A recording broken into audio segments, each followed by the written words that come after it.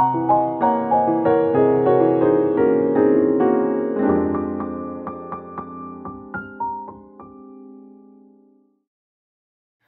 it going, guys? I'm Julian Bradley from PracticeRoomHero.com. Very excited today to be giving you the Christmas special jazz piano lesson, hence the Christmas tree.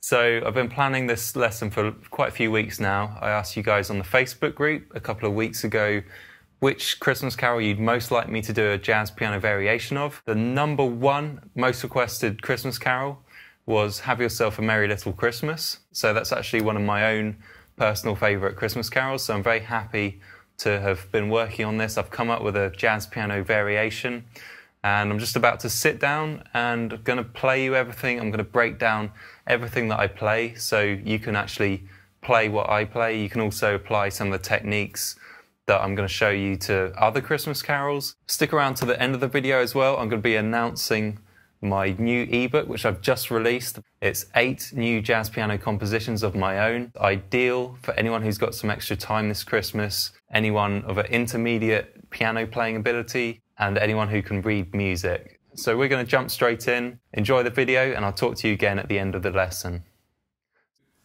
So Christmas carols work really well when you apply jazz techniques to them. All you really need to know is the melody, because you're going to change the chords anyway. Come up with your own chords, and usually the melodies are pretty simple to work out. This one I've just worked out by ear.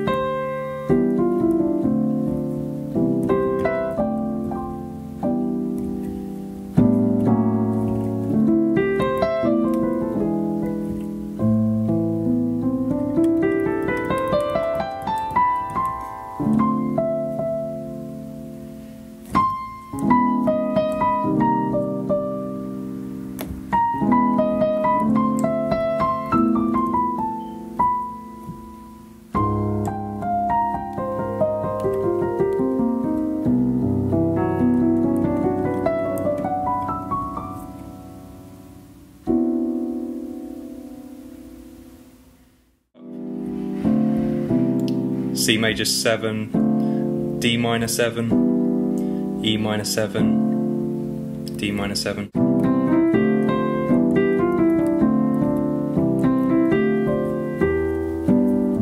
Another thing you can do is play the melody in fourths. So the melody,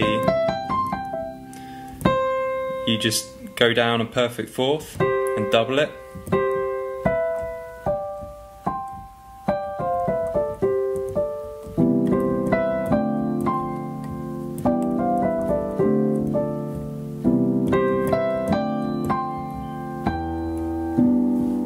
So here's a nice chord progression. It's a 2-5-1 with an E minor as the 2 chord.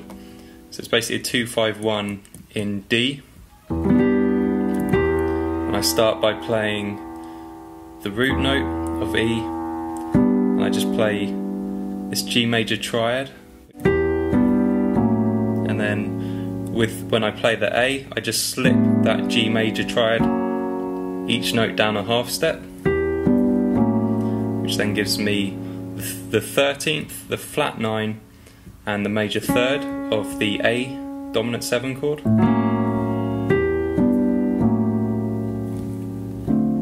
That resolves to D minor.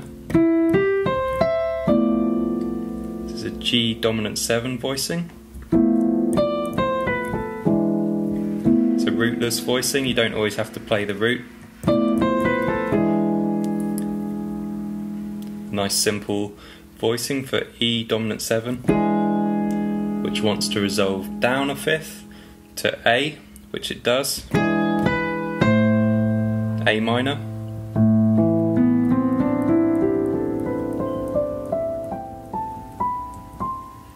and here I get creative. I'm just playing up the A minor scale, but I'm just missing out one note, which is an F, because that's kind of a void note. It's quite sinister. You could play an F sharp,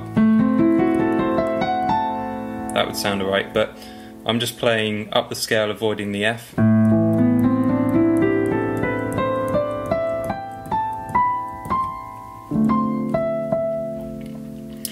Now we have a 2-5-1 to end the A section. So a 2-5-1 in C major, which the piece is in. The ear is expecting a 2-5-1 to resolve to C major, but that would be too obvious. So what I like to do is resolve almost to C major, but we're just one note off. So this is basically D flat major 7 chord, which is just a half step up from C major. It's basically just a half step wrong. And it's almost like the ear is straining. It's trying to hear it as a C major. It wants to be a C major, and it almost is, but it's not.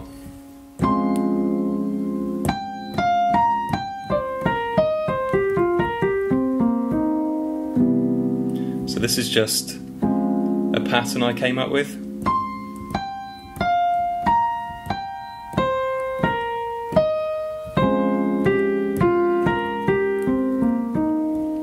It's just an 8-note pattern, which conveniently ends on the note that it begins with, so I can then repeat the pattern down another octave.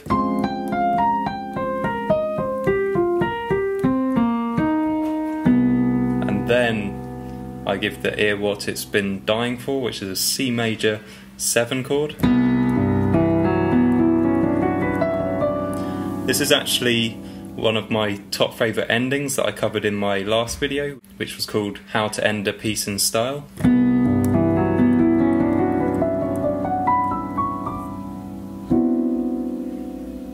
So if you want to know the details of how that ending works, check out my other video, How to End Any Piece in Style. I'll link to it in the description box below this video. But for now, let's move on straight to the B section, which is a cycle of fifths starting on D minor.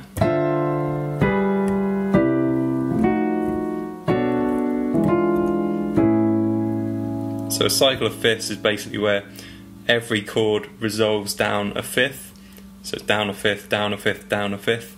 Not necessarily a perfect fifth every time, but either a perfect fifth or a diminished fifth usually. D minor. And here you can just use that pattern I showed you earlier. Play an F major triad for the D minor. And just move each note down a half step for the G. We'll give you the 13th of flat 9 and the major third of G dominant 7. C major, just a simple shell voicing, the root, the third and the 7th. Resolves down a fifth to F dominant 7.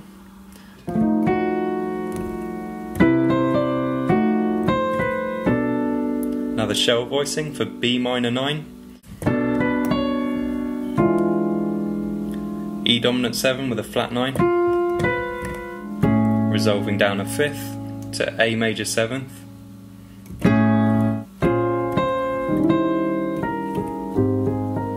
So the cycle of fifths continues. We've got B flat minor 7th.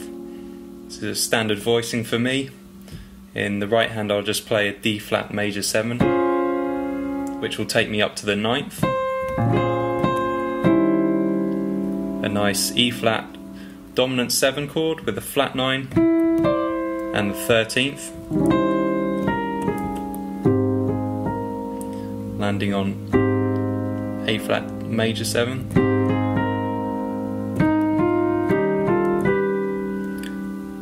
that's an interesting sound, isn't it? That's whole tone harmony. So I've gone to an E flat dominant 7. I've just played in thirds going up. Now this is something you can always do for your dominant 7 chords, is just tweak the fifth to make it a sharp 5 and play the whole tone scale.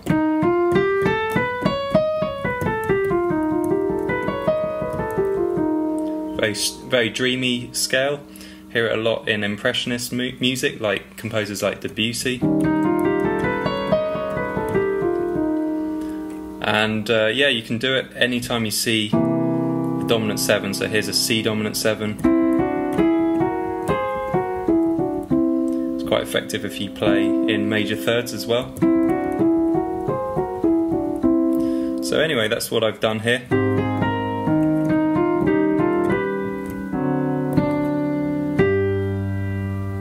And I've got sus4 voicing. This is a great sus4 voicing, is just to play an F major triad over G. And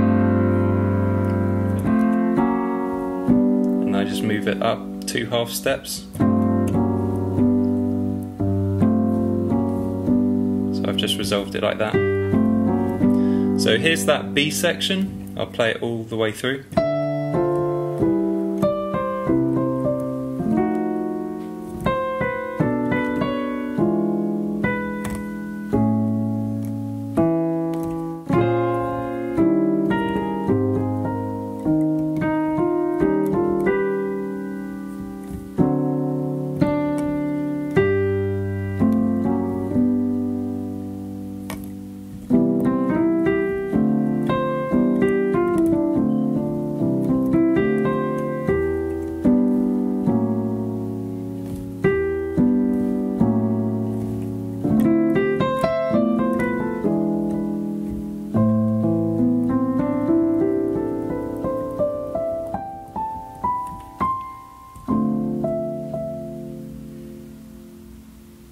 I could augment this section a bit.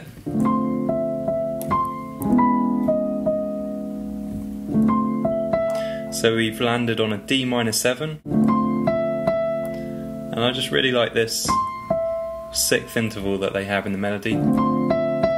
So I might just make more of a thing of it.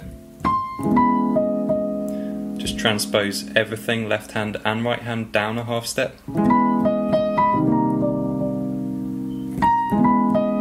Back up.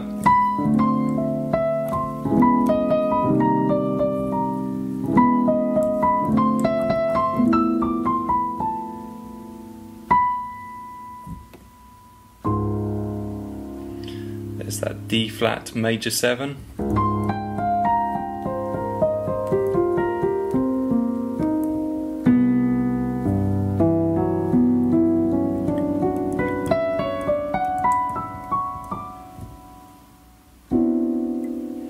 Ending on this crunch voicing.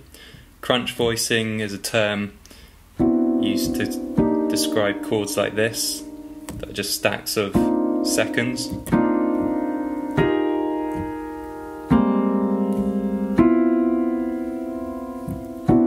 Just use this one, which is kind of outlining C Lydian.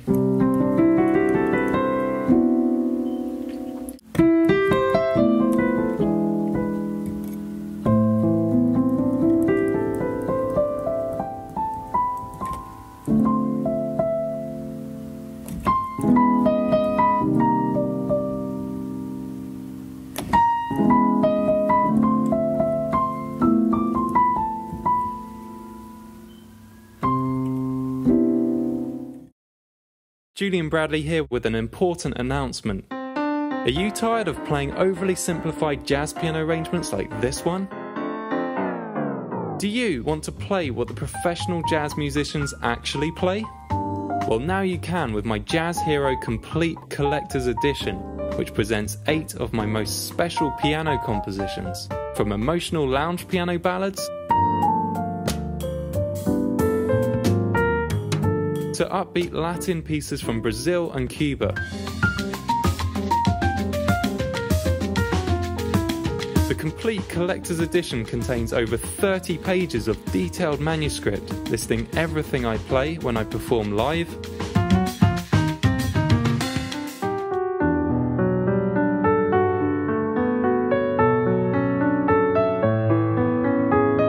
so don't miss out on my limited time introductory offer. Visit jazzherobooks.com or simply click on the link in the description box below this video. It's time to take your jazz piano playing to a whole new level with my Jazz Hero Complete Collector's Edition.